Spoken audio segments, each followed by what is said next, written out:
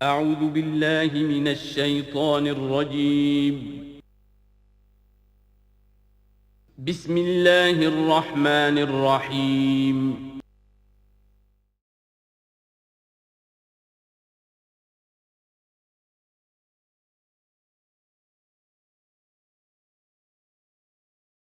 دعائے ختم قرآن ہے، میں اس کا ترجمہ آپ کو بتا دینا چاہتا ہوں تاکہ آپ جب وہ دعا سنیں گے تو پھر اس کا ترجمہ بھی آپ کے سامنے رہے۔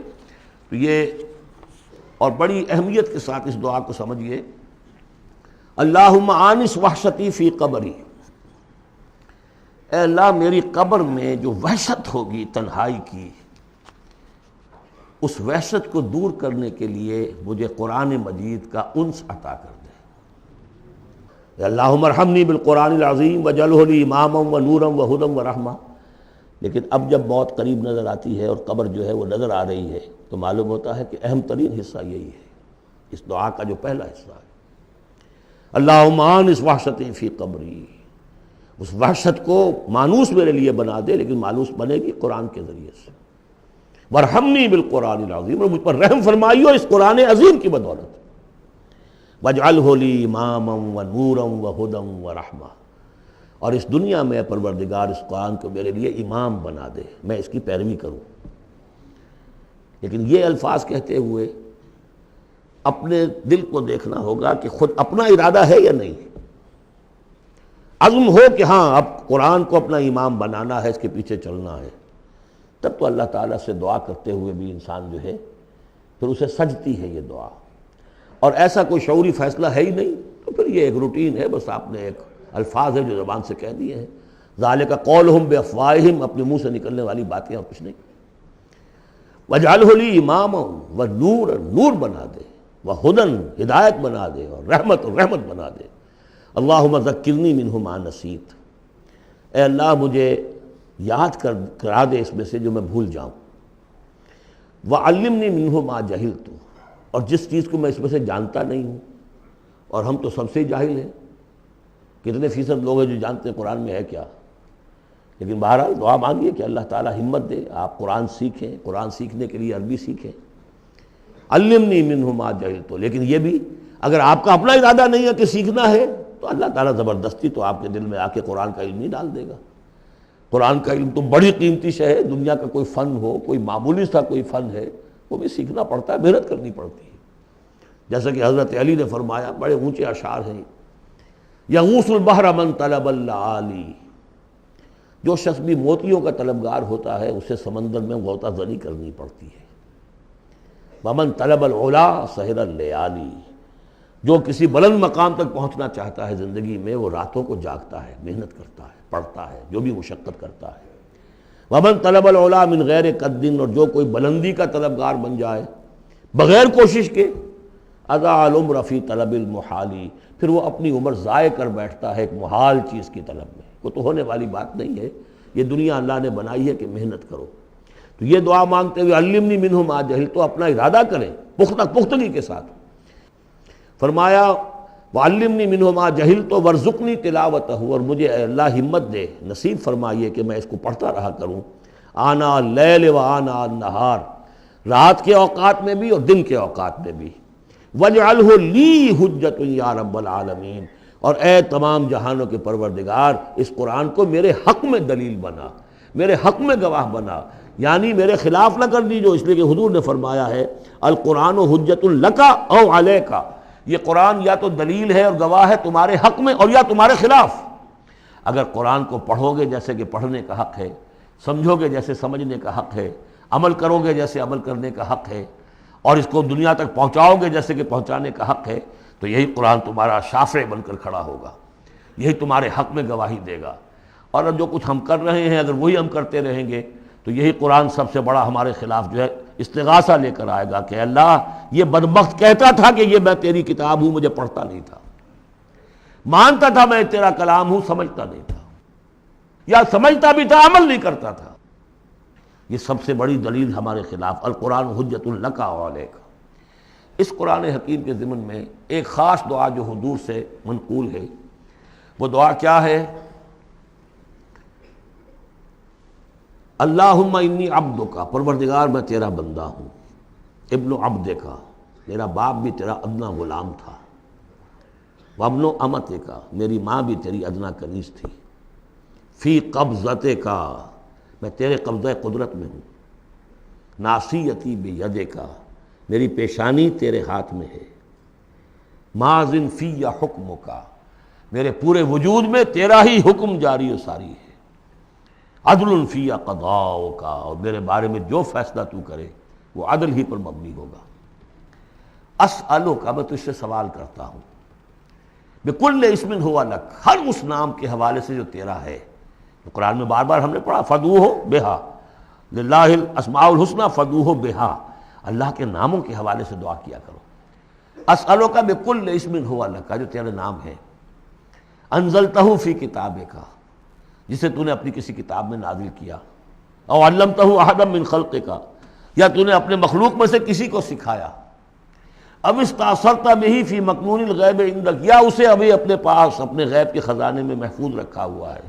سارے ناموں کا حوالہ دے کر اسألو کا کیا، ان تجعل القرآن ربیع قلبی، اس قرآن کو میرے دل کی بہار بنا دے، ونور صدری، میرے سینے کا نور بنا دے، وذہاب ہمی، اور میرے ہموم اور غموم کا، غموں کا اور جو بھی تفکرات ہیں ان کا دور کرنے والا، جلا حزنی، میرا کوئی غم ہو افسوس ہو اس کو بھی ختم کر دینے والی چیز، اس کا ذریعہ اس قرآن کو بنا دے۔ تو یہ بڑی عظیم دعا ہے جس میں ایک طرف عبدیت کی انتہا ہے، تواضع، اللہ کے سامنے تذلل، اور پھر یہ کہ مانگنے کی شے اصل میں قرآن سے کیا ہے، اللہ سے مانگنے کی شے کیا ہے، الرحمن علم القرآن، یہ ہے سب سے بڑی دولت۔ یا ایھا الناس قد جاءتکم موعظۃ من ربکم وشفاء لما فی الصدور وہدی ورحمۃ للمؤمنین قل بفضل اللہ وبرحمتہ فبذلک فلیفرحوا ھو خیر مما یجمعون۔ تو یہ دعا جو ہے آپ مانگیں گے، اور اسی پر اب میں اپنی یہ گفتگو ختم کر رہا ہوں۔ بارک اللہ لی ولکم فی القرآن العظیم ونفعنی وإیاکم بالآیات والذکر۔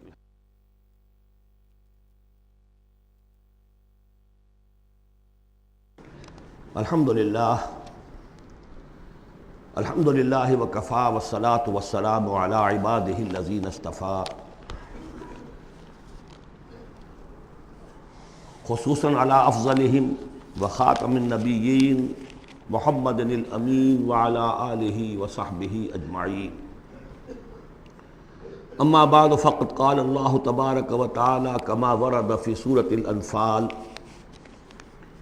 اعوذ باللہ من الشیطان الرجیم، بسم اللہ الرحمن الرحیم، یا ایھا الذین آمنوا استجیبوا للہ وللرسول اذا دعاکم لما یحییکم واعلموا ان اللہ یحول بین المرء وقلبہ وانہ الیہ تحشرون، واتقوا فتنة لا تصیبن الذین ظلموا منکم خاصہ واعلموا ان اللہ شدید العقاب، واذکروا اذ انتم قلیل مستضعفون فی الارض تخافون ان یتخطفکم الناس فآواکم وأیدکم بنصرہ ورزقکم من الطیبات لعلکم تشکرون، یا ایھا الذین آمنوا لا تخونوا اللہ والرسول وتخونوا اماناتکم وانتم تعلمون، واعلموا انما اموالکم واولادکم فتنہ وان اللہ عندہ اجر عظیم۔ صدق اللہ العظیم۔ رب اشرح لی صدری ویسر لی امری واحلل عقدۃ من لسانی یفقہوا قولی۔ اللہم ربنا الہمنا رشدنا واعذنا من شرور انفسنا، اللہم ارنا الحق حقا وارزقنا اتباعہ وارنا الباطل باطلا وارزقنا اجتنابہ، اللہم وفقنا لما تحب وترضى، اللہم اجعلنا من عبادک الذین یستمعون القول فیتبعون احسنہ، آمین یا رب العالمین۔ میں نے اپنی اس وقت کی گفتگو کا موضوع قرار دیا ہے بحالات موجودہ مسلمانان پاکستان کے لیے قرآن حکیم کی عملی رہنمائی۔ قرآن مجید میں کہیں گفتگو مشرکین سے ہو رہی ہوتی تھی، کبھی منافقین سے ہو رہی ہوتی تھی، کبھی منکرین آخرت سے ہو رہی ہوتی تھی، کبھی یہود سے، کبھی نصارہ سے، کبھی مسلمانوں سے۔ اور یہ کہ مکی صورتوں کا اپنا رنگ اور انداز ہے اور مدنی صورتوں کا اپنا رنگ اور انداز ہے۔ پھر اس میں احکام الہیہ بھی آئے ہیں، عبادات کے ضمن میں آئے ہیں، معاشرتی احکام آئے ہیں، آئلی قوانین آئے ہیں، سیاسی ہدایات آئی ہیں۔ اب جیسے تو یہ کہ زندگی کے ہر گوشے کے لیے اور ہر آنے والے دور کے لیے اس میں ہدایت ہے، لیکن اس وقت میں نے جو عنوان معین کیا ہے وہ دو اعتبارات سے، بحالات موجودہ اور خاص طور پر مسلمانان پاکستان کے لیے قرآن حکیم کی عملی رہنمائی کیا ہے۔ لیکن یہ کہ قرآن مجید کی وہ رہنمائی کہ جو ابدی ہے، ہمیشہ کے لیے ہے، اساسی ہے، بنیادی ہے، جو زمان و مکان کے حدود سے ماورا ہے، میں چاہتا ہوں کہ پہلے اسے بھی چند نکات کی شکل میں اس کا خلاصہ آپ کے سامنے رکھ دوں۔ قرآن مجید کی وہ جو تعلیم ہے ابدی، ماورائے زمان و مکان، ہر دور، ہر ملک، ہر زمانے کے مسلمان کے لیے، وہ کیا ہے؟ پہلی بات یہ ہے کہ اللہ کا حق ادا کرے، اور اللہ کا حق کیا ہے؟ توحید۔ توحید ایک عقیدے کی توحید ہے، اس کو مانے کہ وہ ایک ہے، اپنی ذات میں تنہا ہے، کوئی اس کا مد مقابل اور کفو نہیں ہے، نہ اس کی صفات میں نہ اس کی ذات میں۔ لیکن یہ کہ ایک ہے توحید عملی، اور ہم نے اس دورہ ترجمہ قرآن کے دوران 4 صورتوں میں اس توحید پر بڑی مفصل بحثیں کی ہیں، اس وقت گن لیجئے۔ ایک ہے عقیدے کی توحید، ایک ہے عملی توحید۔ عملی توحید 4 نکات پر مشتمل ہے۔ سب سے پہلے جو کہ سورہ زمر کا مرکزی مضمون تھا، عبادت اللہ کی اس کے لیے اپنی اطاعت کو خالص کرتے ہوئے۔ عبادت میں نماز، روزہ یہ سب بھی شامل ہیں، لیکن یہ کہ وہ عبادت جس کے ساتھ اطاعت اللہ کی خالص نہیں ہو رہی ہے، اطاعت منقسم ہے، کہیں اپنے نفس کی اطاعت ہو گئی اللہ کی اطاعت کو پس پش ڈال کر۔ فرمایا افرأیت من اتخذ الہہ ہواہ، کیا تم نے دیکھا اس شخص کو جس نے اپنے خواہش نفس کو خدا بنا رکھا ہے؟ وہ مطاع ہے، اس کا کہتا ہے لا الہ الا اللہ اور بنا رکھا ہے خواہش نفس کو الہ۔ وما امروا الا لیعبدوا اللہ مخلصین لہ الدین حنفاء، عبادت اللہ کی لیکن اس کے لیے اپنی اطاعت کو خالص کرتے ہوئے۔ اب اس میں یہ ہے کہ وہ خالص اطاعت کلی اطاعت ہوگی، یا ایھا الذین آمنوا ادخلوا فی السلم کافہ۔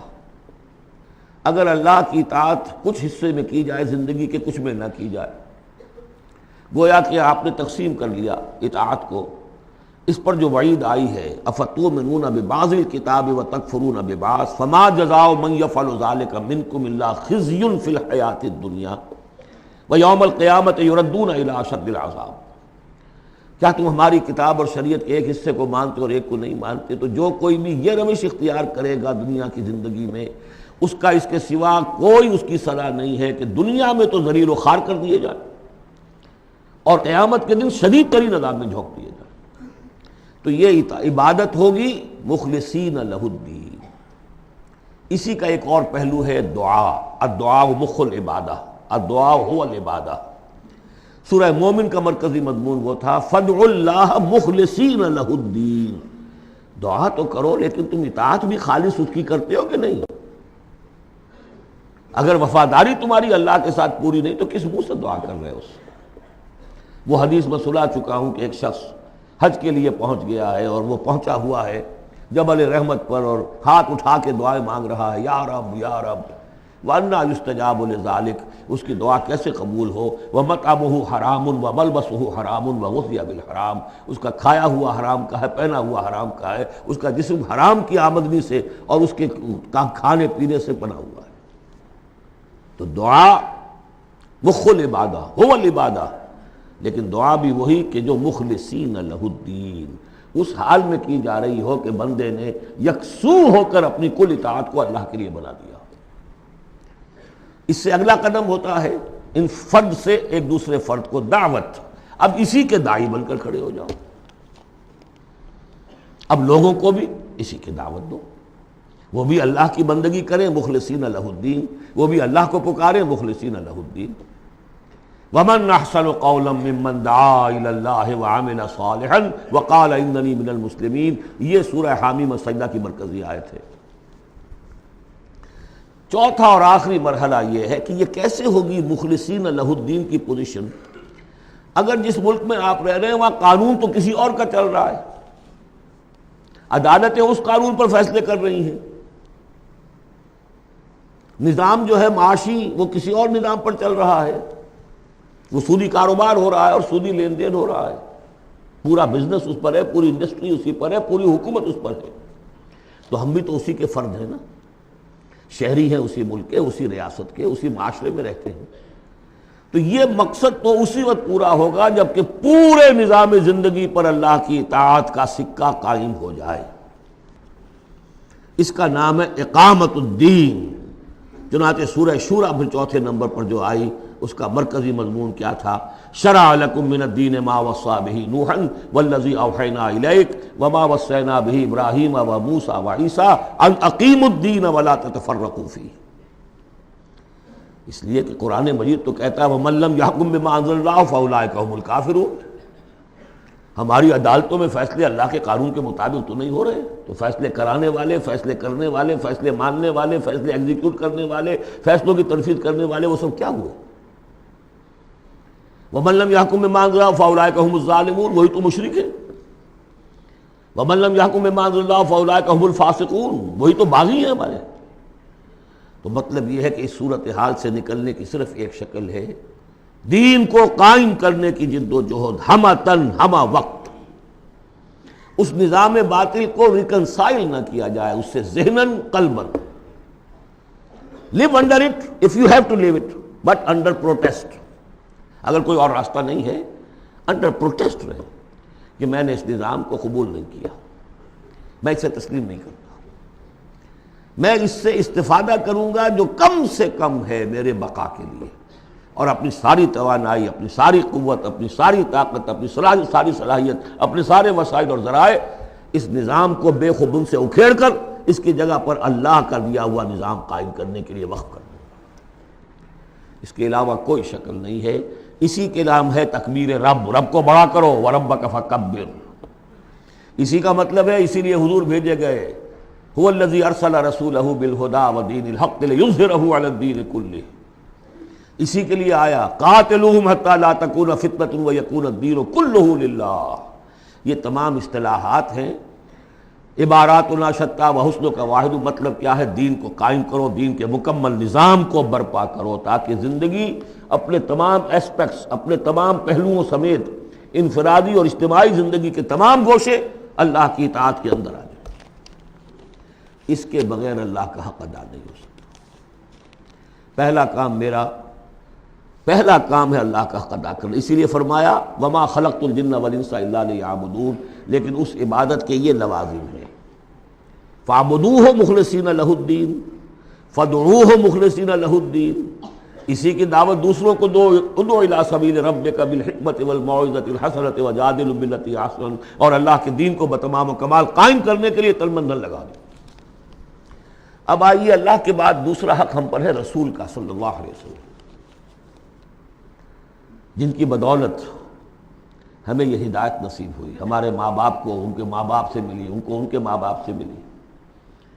اس میں حضور صلی اللہ علیہ وسلم کی محنتیں ہیں، آپ کے صحابہ کی، محمد رسول اللہ والذین معہ، کیسی کیسی مشقتیں جھیلی ہیں، تب یہ دین پھیلا تھا اور تب یہ دین غالب ہوا تھا۔ ان کا کیا حق ہے ہمارے اوپر؟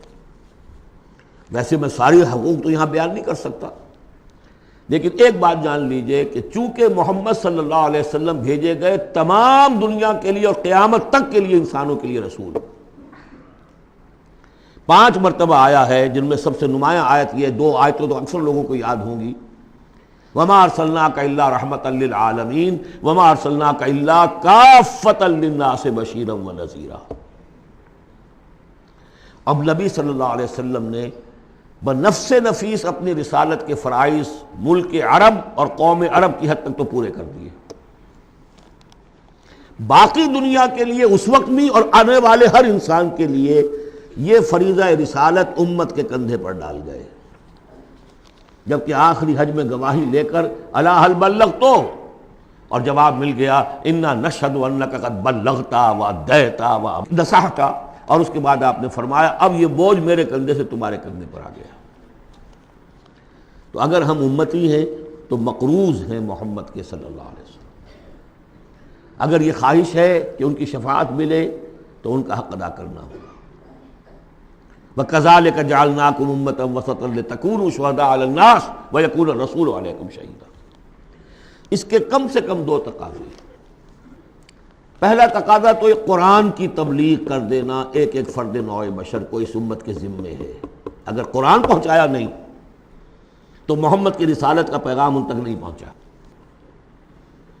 امت کیا جواب دے گی قیامت کے دن؟ اے اللہ، ان کے حوالے تھا کام، یہ قرآن کے کسٹوڈینز تھے۔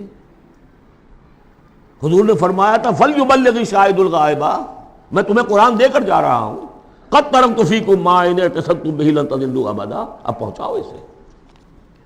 تو ایک تو ہے قرآن کا پہنچانا، اور دیکھیے وہ یاد کر لیجیے سورہ نام کی آیت اوحی الی ھذا القرآن لانذرکم بہ ومن بلغ، یہ قرآن مجھ پر وحی کیا گیا تاکہ تمہیں بھی خبردار کر دوں، اور جن تک یہ قرآن پہنچ جائے اس تک گویا کہ میرا انذار پہنچ جائے گا، لیکن پہنچائے گا کون؟ میرا امت ہی پہنچائے گا۔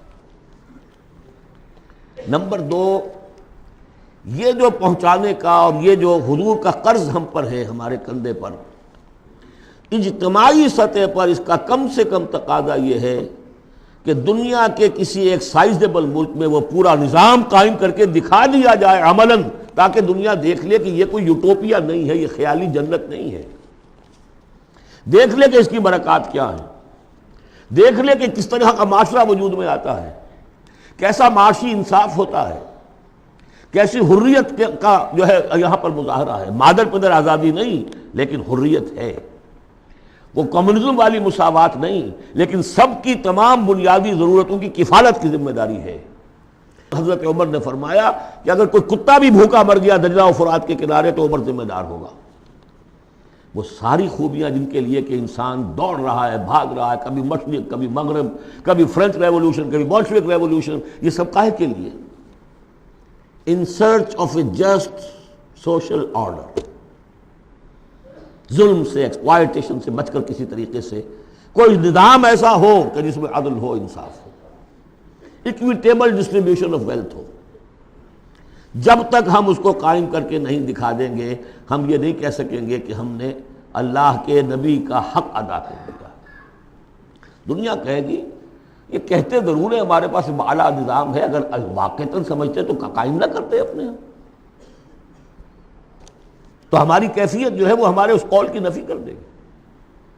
گویا کہ اللہ کا حق بھی ادا نہیں ہوتا جب تک کہ پورا نظام قائم نہ کیا جائے، اور رسول کا قرض بھی ادا نہیں ہوتا جب تک کہ اللہ کے دین کا پورا نظام قائم نہ کیا جائے۔ اب آئیے تیسرا حق ہے بندوں کا، حقوق العباد، جس کے بارے میں کہا گیا کہ اللہ تعالیٰ اپنے حقوق میں تو کوئی کمی برداشت بھی کر لے گا، معاف بھی کر دے گا، لیکن بندوں کے نہیں۔ بندوں کا حق کیا ہے؟ بندوں کا حق یہ ہے کہ انہیں عدل ملے، انصاف ملے، ان کے حقوق غصب نہ کیے جائیں۔ اس کے لیے دیکھیے قرآن مجید جو ہم نے پڑھا ہے کس ریپیٹیشن کے ساتھ بات آئی ہے، جو چیز کہ ہمارے ذہنوں سے نکل گئی۔ ہم نے مذہب کو بنا دیا ہے صرف آخرت کی چیز، اسلام اس دنیا کی شے ہے، ہم نے بنا دیا اسے آخرت کی شے۔ لہذا نتیجہ کیا نکلا ہے کہ لوگوں نے کہا، مارکس نے کہا religion is the opium of the masses, اب سب کچھ آخرت میں مل جائے گا، یہاں ظلم سہ لو، برداشت کر لو، سرمایہ داروں کے، جاگیرداروں کے اور جو سرداران قبائل ہیں ان کے سب ظلم سہو، برداشت کرو، اور تمہیں اللہ کے ہاں آخرت میں مل جائے گا۔ قرآن کا نظریہ تو یہ نہیں، قرآن کا ہم پڑھ چکے، سورہ آل عمران میں فرمایا اللہ خود قائما بالقسط ہے، عدل کا قائم کرنے والا۔ انبیاء کو کیوں بھیجا؟ اللہ اکبر، وہ آیت سورہ حدید کی آیت نمبر 25، لقد ارسلنا رسلنا بالبینات وانزلنا معهم الکتاب والمیزان لیقوم الناس بالقسط۔ ہم نے اپنے رسول بھیجے معجزات دے کر، ہم نے کتاب نازل فرمائی، ہم نے میزان نازل فرمائی، حقوق اور فرائض کا توازن، حقوق اور فرائض کا توازن، کس لیے یہ سب کچھ ہم نے نازل کیا؟ یہ کھکیڑ کس لیے بول لیا؟ Was it an exercise in futility?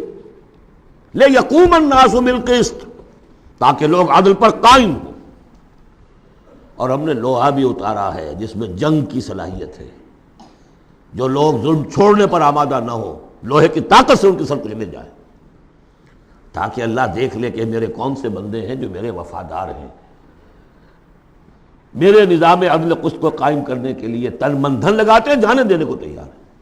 آیت نمبر 25 سورہ حدید کی، نظام عدل و قسط، انزال کتب، ارسال رسل، ان سب کا تھیم کیا ہے؟ یہاں عدل و انصاف قائم کرنا۔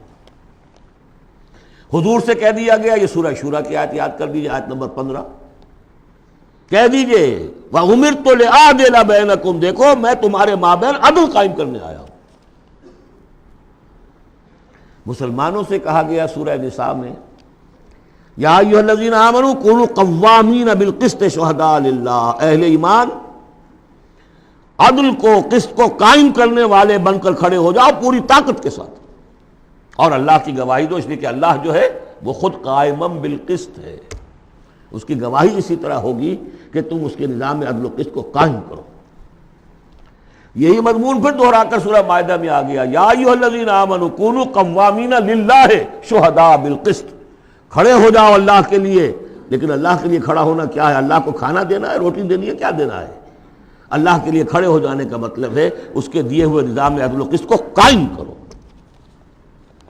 یہ ہے دین، جس کا یہ پہلو جو ہے سرے سے نگاہوں سے اوجھل ہے۔ انسانوں کا حق ہے ان کو ظلم سے نجات دلائی جائے۔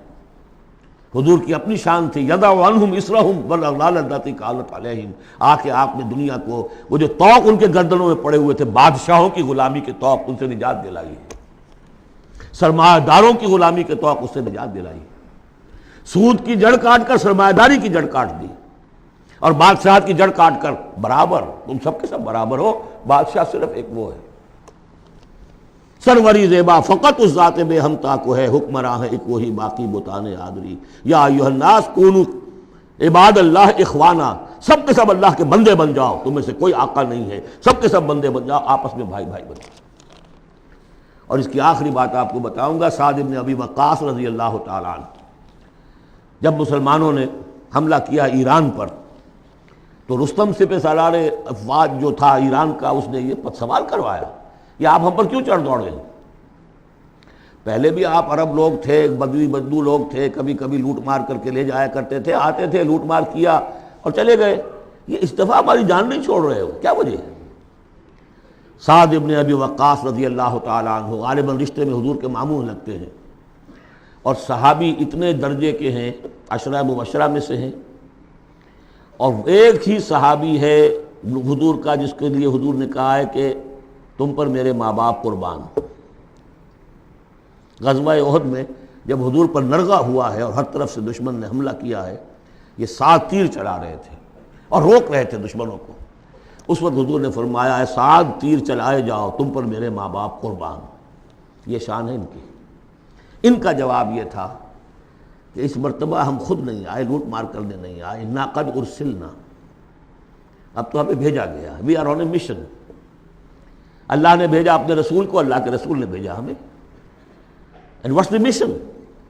لنخرج الناس من ظلمات الجہالۃ الی نور الایمان، لوگوں کو نکالیں جہالت اور جاہلیت کی تاریکیوں سے ایمان کی روشنی کی طرف، ومن جور الملوک الی عدل الاسلام، بادشاہوں کے ظلم و ستم کے پنجے سے نجات دلا کر اللہ کے نظام عدل سے، نظام خلافت راشدہ، جہاں جو اس وقت دنیا کی عظیم ترین مملکت کا جو فرما روا تھا، اس کے کپڑوں میں پیوند لگے ہوئے تھے۔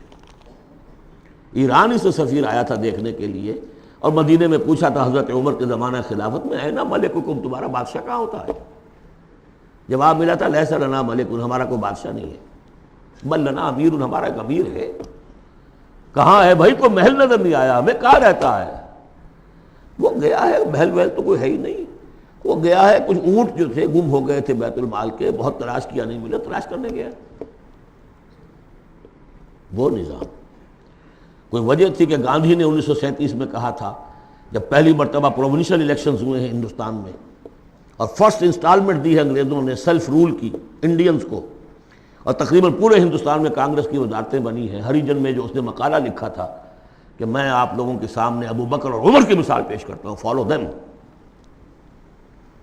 جادو وہ جو سر چڑھ کر بولے۔ نوٹ کیجئے، یہ تین ہیں حقوق: اللہ کا حق اقامت دین، رسول کا حق تبلیغ قرآن، اور دین کا ایک مکمل نمونہ ضرور دکھا دینا عملی شکل میں تاکہ حجت قائم ہو جائے، اور انسانوں کا حق انہیں ظلم و ستم کے پنجوں سے نجات دلا کر اور انہیں اسلام کے نظام عدل کے تحت لایا جائے۔ یہ انسانوں کا حق ہے۔ تینوں حق جا کر مل گئے ایک ہی چیز پر، جس کا نام اقامت دین ہے۔ یہ چیزیں میں نے کہی ہیں، یہ ہیں دائمی ابدی۔ ایک مسلمان اکیلا بھی کہیں ہے، اس کو بھی سمجھنا چاہیے میری ذمہ داریاں ہیں۔ شروع کرے، آج کرے، کل ایک اور آدمی مل جائے گا، دو ہو جائیں گے۔ ایک اکیلا دو جماعت، ایک اکیلا دو 11۔ نہیں کامیاب ہوتا کوئی بات نہیں، فرض تو وہ ہے کہ ادا کرنا ہے۔ کامیابی ناکامی 950 برس تک حضرت نوح دعوت دیتے رہے، ناکام رہے اس معنی میں۔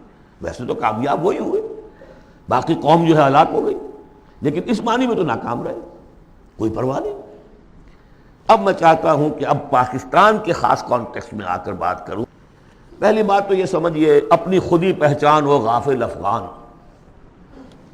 یہ پاکستان کس شے کا نام ہے؟ کیا یہ دنیا میں دوسرے جو مسلمان ممالک ہیں ویسا ہی مسلمان ملک ہے؟ یا اس کی کوئی خصوصی اہمیت ہے، کوئی خصوصی حیثیت ہے، کوئی امتیازی مقام اور مرتبہ ہے؟ اور یہ بھی سارا کچھ میں آپ کے سامنے رکھوں گا قرآن مجید سے۔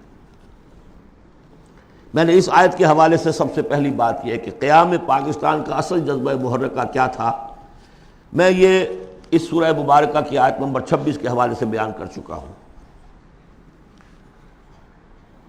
وَاذْكُرُوا إِذْ أَنْتُمْ قَلِيلٌ مُسْتَضْعَفُونَ فِي الْأَرْضِ، ذرا یاد کرو اے مسلمانوں جب تم ہندوستان میں۔ اب میں اس کی جو ہے تفسیر نہیں کر رہا کہ جب یہ نازل ہوئی یہ صورت اس کا کیا مطلب، اس کے الفاظ کا جو عموم ہے اس کے حوالے سے جس طرح یہ پاکستان کی تحریک کے اوپر 100% منطبق ہو رہی ہے اسے سمجھیے۔ جبکہ تم اقلیت میں تھے، مستضعفون فی الارض، تمہیں زمین میں دبا لیا گیا تھا۔ ہندو زیادہ بیدار، زیادہ سرمایہ دار، زیادہ تعلیم یافتہ، اور انگریز اس کی پشت پناہی کر رہا تھا۔ کیوں کر رہا تھا؟ کہ مسلمان سے حکومت چھینی تھی، بغاوت کا اندیشہ تھا۔ ہندو پہلے بھی غلام تھا، اس کے لیے چینج آف ماسٹرز کا معاملہ تھا، پہلے غلام مسلمانوں کا تھا، اب عیسائیوں کا ہو گیا۔ اسے اٹھانا تھا مسلمان کے مقابلے۔ اس سے ایک خوف پیدا ہوا کہ اگر یہ انگریز چلا جائے گا، اب تو پھر بھی رول آف پین ہے، رول آف سورڈ تو نہیں ہے اس وقت۔ انگریز کی کچھ نہ کچھ قانون جو ہے رول آف لا تھا۔ اگر یہ چلا گیا اور ملک ہو گیا آزاد دنیا کے موجودہ اصولوں کے مطابق، ون مین ون ووٹ، تو مسلمان تو بالکل ہی رحم و کرم پر ہوں گے۔ ان کی تہذیب، ان کا تمدن، ان کی ثقافت، ان کی زبان، ان کے معاش کو، ان کے مذہب تک کے اوپر ہندو جو ہے وہ حملہ کرے گا اور اپنی 800 سالہ جو ہے غلامی کا یا 1000 سالہ غلامی کا بدلہ چکائے گا، جس کا ظہور ہو گیا تھا اندرا گاندھی کے انفاذ سے، جو سقوط مشرقی پاکستان کے وقت اس کی زبان سے نکلے ہیں، we have ایونجڈ our 1000 years defeat، 1000 سالہ شکست کا بدلہ چکا دیا۔ یہ تھا خوف۔ وَاذْكُرُوا إِذْ أَنْتُمْ قَلِيلٌ مُسْتَضْعَفُونَ فِي الْأَرْضِ تَخَافُونَ أَنْ يَتَخَطَّفَكُمُ النَّاسُ فَآوَاكُمْ، اللہ نے تمہیں پناہ دی، پاکستان دیا، 2 ٹکڑے دیے، تم اس میں آؤ اور پناہ لو۔ وَأَيَّدَكُمْ بِنَصْرِهِ، اور اپنی نصرت سے تمہاری تائید فرمائی، اور رَزَقَكُم مِّنَ الطَّيِّبَاتِ، اور تمہیں طیبات کا رزق دیا، لَعَلَّكُمْ تَشْكُرُونَ، تاکہ تم شکر کرو۔ اس کے علاوہ ایک بات سمجھ لیجئے، مسلمانوں کو ہندوؤں کے اس غلبے سے بچانے کے لیے ایک شرط لازم یہ تھی کہ مسلمان ایک جماعت کے جھنڈے تلے جمع ہوں، ورنہ ان کی کوئی سیاسی حیثیت نہیں۔ کانگریس جیسی طاقت، بڑی منظم جماعت، سرمایہ اس کے پیچھے، تعلیم یافتہ لوگ اس کے پیچھے، انگریز کی سپورٹ اس کی، تو اس میں مسلمانوں کے لیے تو جب تک کہ وہ یکجان نہ ہو جائے اور پوری ان کی قوت مسلم لیگ کے جھنڈے تلے نہ آ جائے، پاکستان کیسے بن جائے گا؟ اور یہ معلوم تھا کہ چاہے اصل تو محرک ہمارا یہی ہے کہ دباؤ سے بچ جائیں ہم، ان ہندوؤں کے دباؤ سے، ثقافتی، مذہبی، لسانی دباؤ سے، معاشی دباؤ سے بچ جائیں۔ لیکن یہ ہے کہ مسلمانوں کو یکجا کرنے کے لیے ایک نعرہ لگا، پاکستان کا مطلب کیا؟ لا الہ الا اللہ۔ وہ بات جو میں نے ابھی کہی تھی کہ حضور کا قرض ادا نہیں ہو سکتا جب تک کہ ہم ایسا نہ کریں، وہی بات ہے جو اقبال نے کہی تھی 1930 کے خطبے میں، کہ مجھے یہ یقین ہے کہ ہندوستان کے شمال مغرب میں ایک آزاد مسلمان ریاست قائم ہوگی، اور اگر ایسا ہو گیا تو ہمیں موقع مل جائے گا کہ اسلام کی تعلیمات پر جو پردے پڑ گئے ہیں دور ملوکیت میں، انہیں ہٹا کر اصل تعلیم کا ایک نقشہ دکھا دے دنیا کو۔ ہندوستان نے تو دیکھی مغلوں کی حکومت، خلجیوں کی حکومت، افغانوں کی حکومت، لودھیوں کی حکومت، خلافت راشدہ تو نہیں دیکھی نا۔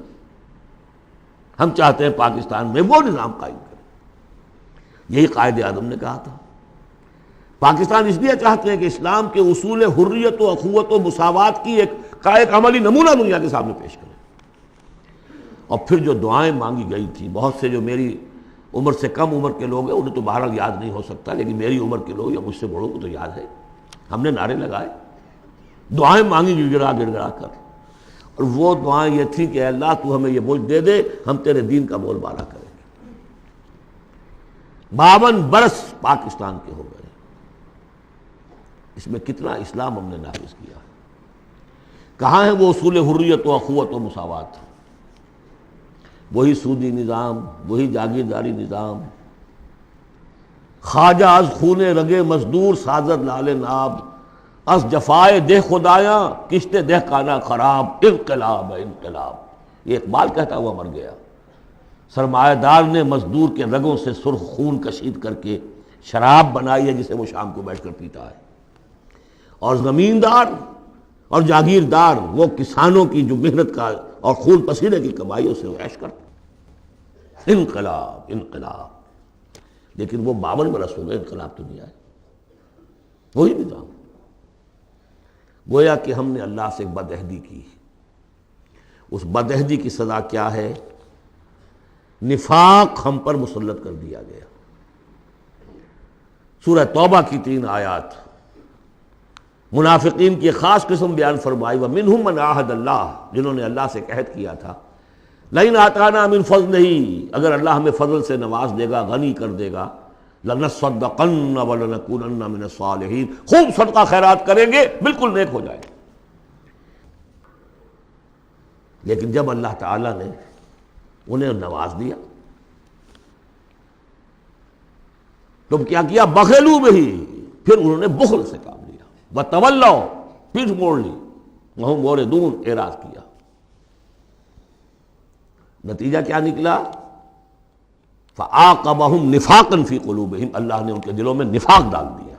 اور نفاق وہ بیماری ہے، قرآن میں کہا گیا ہے ان المنافقین فی الدرک الاسفل من النار، جہنم کے سب سے نچلے طبقے میں، وہی جو اشد العذاب، یوم القیامت یردون الی اشد العذاب، اگر پورے دین پر کاربند نہیں ہوگے تو قیامت کے دن شدید ترین عذاب میں جھونکے جاؤ گے۔ ان المنافقین فی الدرک الاسفل من النار، اور منافقین کے بارے میں ہم نے سورہ توبہ میں بھی آیت پڑھ لی، سورہ منافقون میں بھی پڑھ لی۔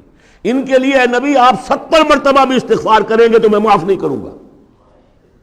استغفر لہم او لا تستغفر لہم ان تستغفر لہم 70 مرۃ لن یغفر اللہ لہم۔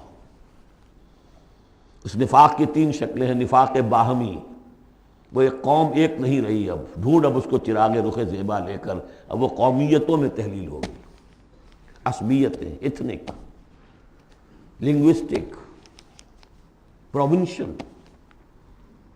قوم کہاں ہے؟ تحلیل۔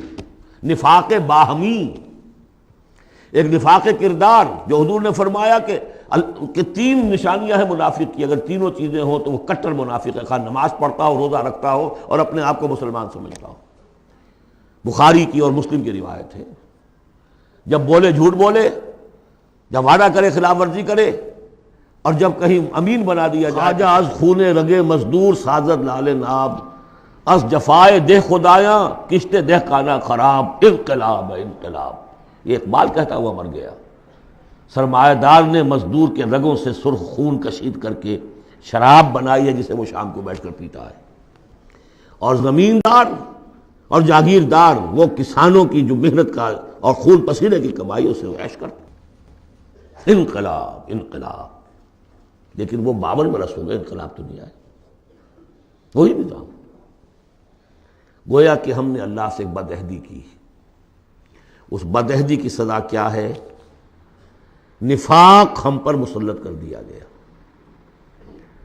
سورہ توبہ کی 3 آیات منافقین کی ایک خاص قسم بیان فرمائی، وَمِنْهُمْ مَنْ عَاهَدَ اللَّهَ، جنہوں نے اللہ سے عہد کیا تھا، لَئِنْ آتَانَا مِنْ فَضْلِهِ، اگر اللہ ہمیں فضل سے نواز دے گا، غنی کر دے گا، لَنَصَّدَّقَنَّ وَلَنَكُونَنَّ مِنَ الصَّالِحِينَ، خوب صدقہ خیرات کریں گے، بالکل نیک ہو جائیں گے۔ لیکن جب اللہ تعالیٰ نے انہیں نواز دیا تو کیا کیا؟ بخلوا بہ، پھر انہوں نے بخل سے کام لیا، وتولوا، پیٹھ موڑ لی، وہم موردون، اعراض کیا۔ نتیجہ کیا نکلا؟ فعاقبہم نفاقا فی قلوبہم، اللہ نے ان کے دلوں میں نفاق ڈال دیا۔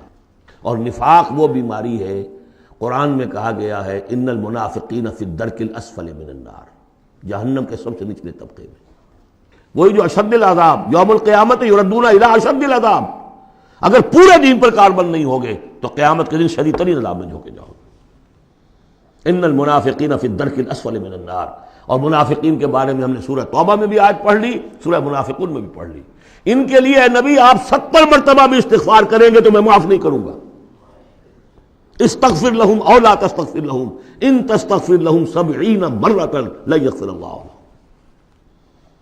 اس نفاق کی 3 شکلیں ہیں۔ نفاق باہمی، وہ ایک قوم ایک نہیں رہی، اب ڈھونڈ اب اس کو چراغ رخ زیبا لے کر اب وہ قومیتوں میں تحلیل ہو گئی، عصبیتیں، ایتھنک، لنگوسٹک، پروونشل،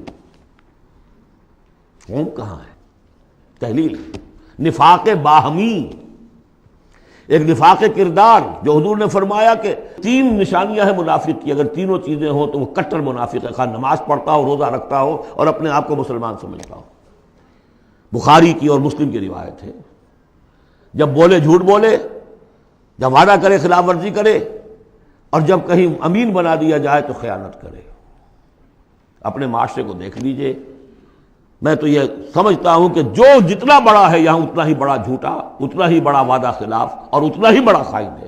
اب تو اربوں کے معاملے ہوتے ہیں، وہ خیانت جو ہے وہ کچھ سینکڑوں ہزاروں کی اب نہیں ہے، ملین بلینز کا معاملہ، اللہ ماشاء اللہ، سوائے اس کے جو اللہ تعالیٰ نے کوئی، لیکن یہ کہ وہ ایکسیپشنز ہیں۔ اور تیسری سب سے بڑی منافقت اس وقت ہے ہمارے دستور کی منافقت۔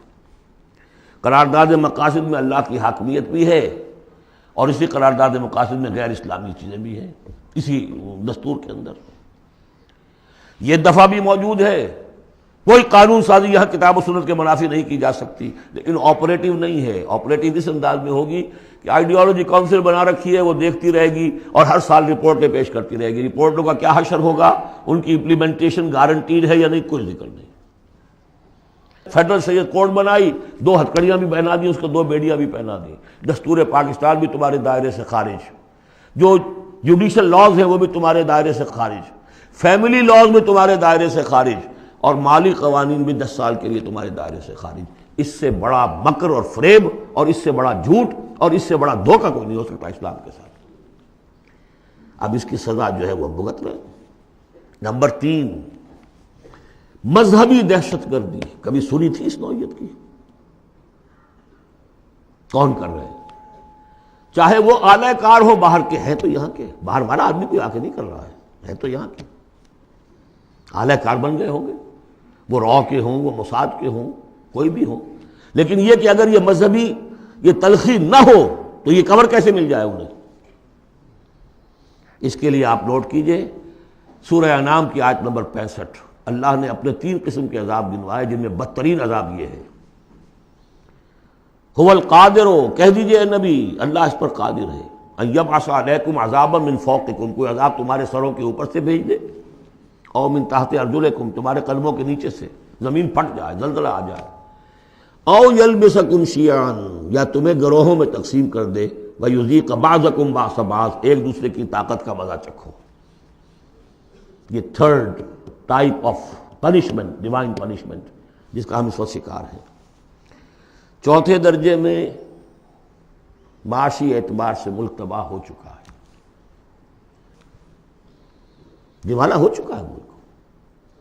ادھر سے پھر ایک لہر بھی شروع ہو چکی ہے جس کی خبر دی تھی، دجال جو ہے 1 سال چند مہینے کا معاملہ ہے کہ جس میں وہ پوری دنیا میں پھر جائے گا اور رزق کے خزانوں پر اتنا قبضہ ہو جائے گا اس کا کہ جو کفر کرے گا اس کو دے گا، باقی کسی کو نہیں دے گا۔ اور اگر رشیا میں ہو سکتا تھا کہ ڈبل روٹی نہیں رہی تھی، وہ جو فضاؤں میں جو سب سے پہلے گیا ملک، خلاؤں میں گیا، وہاں ڈبل روٹی نہیں ملتی تھی۔ وہاں ایک بوڑھی عورت کا فوٹو میں نے دیکھا تھا، شدید ترین سردی میں اپنا پل اوور دے رہی ہے ایک مچھلی لینے کی۔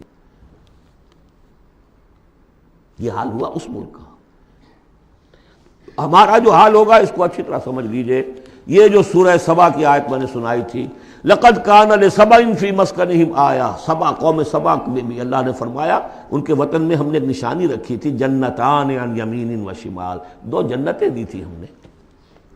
پاکستان بھی 2 جنتوں پر مشتمل تھا، مشرقی پاکستان، مغربی پاکستان۔ کلوا من رزق ربکم واشکروا لہ بلدۃ طیبۃ ورب غفور، کھاؤ اللہ کے رزق میں سے۔ کتنی خوشحالی تھی پاکستان بننے کے بعد۔ ہندوستان جیسی کوئی شخص داخل ہوتا تھا پاکستان سے، وہ کہتا تھا کہ ہم کسی بڑے ترقی یافتہ ملک سے اور بڑے کسی دقیانوسی ملک میں داخل ہو گئے، اور وہاں سے جو آتا تھا وہ سمجھتا تھا کہ ہم کسی ویسٹرن ملک میں آ گئے۔ کتنی خوشحالی تھی۔ کلوا من رزق ربکم بلدۃ طیبۃ ورب غفور فاعرضوا، جب اعراض کیا تو پھر کیا ہوا؟ پھر جو عذاب ہم نے بھیجا ہے، ہم نے ان کے دونوں باغوں کی جگہ پر بس کو ان کے لیے 2 جنگل پیدا باقی رہ گئے، جن میں کوئی پیلو، کوئی اور ڈیلے، کوئی کسیلی سے کچھ چیزیں پیدا ہو گئی، زیادہ سے زیادہ بیر۔ اللہ اللہ خیر صلی اللہ۔ ذالک جزیناہم بما کفروا، جو انہوں نے ناشکری کی تھی اس کا ہم نے بدلہ انہیں دیا۔ وہل نجازی الا الکفور، اور ایسا بدلہ ہم دیتے انہی کو ہیں جو انتہائی ناشکر ہیں۔ بہرحال چونکہ اسی ملک کو جو قوم سبا تھی، اس کے بارے میں آخری جو الفاظ آئے ہیں قرآن میں، فَجَعَلْنَاهُمْ أَحَادِيثَ وَمَزَّقْنَاهُمْ كُلَّ مُمَزَّقٍ، ہم نے انہیں بس کہانیاں بنا دیا کہ کبھی ایک قوم ہوتی تھی، اس کی بڑی عظمت تھی، اس کا بڑا تنتنا تھا اور دبدبا تھا، اور ٹکڑے کر کر کے اس کو ختم کر دیا۔ اس صدی میں 2 عظیم مملکتیں، عظیم سلطنتیں نسیہ منسیہ ہو گئی۔ دی گریٹ آٹومان امپائر، پہلی جنگ عظیم کے بعد vanished from the map of the world. The great USSR، اب کبھی طالب علم ڈھونڈا کریں گے کہاں کہاں ہوتی تھی USSR۔ زمین رہتی ہے، نام بدل جاتے ہیں، آئیڈینٹی بدل جاتی ہے۔ یہ تو میں نے آپ کو بتایا ہے قرآن اور سنت کے مختلف حوالوں سے کہ اس وقت پاکستان کی خصوصی حیثیت کیا ہے۔ ایک چند پہلوؤں سے اور دیکھ لیجئے، یہ other side of the picture ہے۔ 400 سال کی تجدیدی مساعی ہمارے پشت پر ہے۔ 1000 سال تک سارے مجددین امت عالم عرب میں پیدا ہوئے۔ 11ویں صدی، 12ویں صدی، 13ویں صدی، 14ویں صدی، تمام مجددین امت ہندوستان میں پیدا ہوئے۔ مجدد الفسانی شیخ احمد سرہندی، 12ویں صدی کے مجدد اعظم شاہ ولی اللہ دہلوی، 13ویں صدی کے مجدد اعظم سید احمد بریلوی، 14ویں صدی کے مجدد اعظم شیخ الہند مولانا محمود حسن، اور عظیم اور شخصیات، علامہ اقبال، مولانا مودودی، مولانا الیاس، ایسی شخصیات پوری دنیا میں ان کے برابر کی شخصیات نہیں۔ یہ سارا ہمارے پیچھے ہے۔ یہ کیا ہے؟ یہ بار ہے ہم پر، ماضی کا ایک قرض ہے ہمارے کندھوں کے اوپر، ایک ذمہ داری ہے اسلاف کی طرف سے۔ پھر فکری اور روحانی اعتبار سے نوٹ کیجئے، ڈاکٹر شریعتی ایران کے اور مالک بن نبی الجزائر کے کھل کر لکھ چکے اپنی کتابوں میں کہ intellectual and spiritual centre of gravity of Islamic world of Islam has shifted to South Asia.